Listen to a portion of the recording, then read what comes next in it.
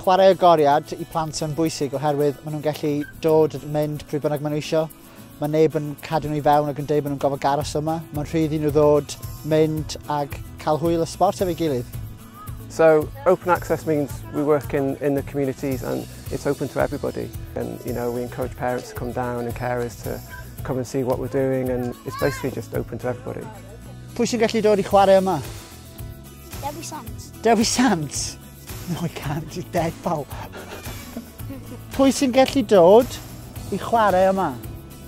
Dewi Sant.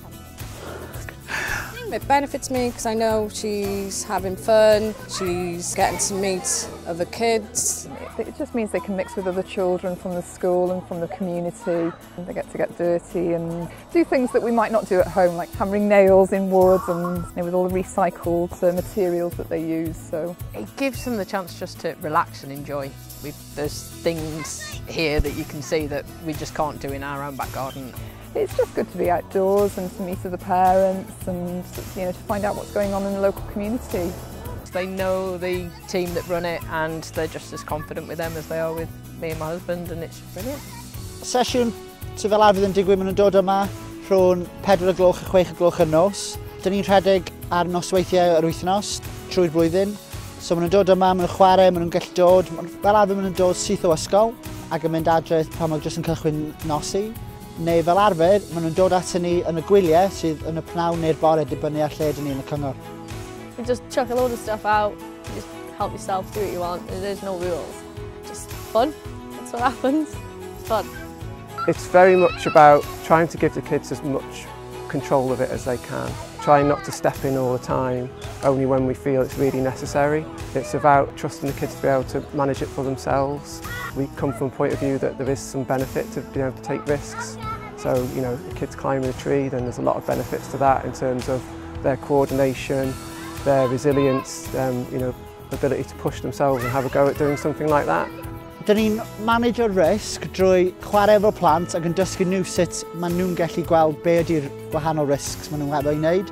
Ac mae plant coelio yn y beidio yn gwybod pryd mae'n ddrwg. Ti'n gwybod yn dwyt? Os ti'n gwneud rhywbeth ti'n mynd I frifo, ti'n gwybod pan ti'n mynd I frifo.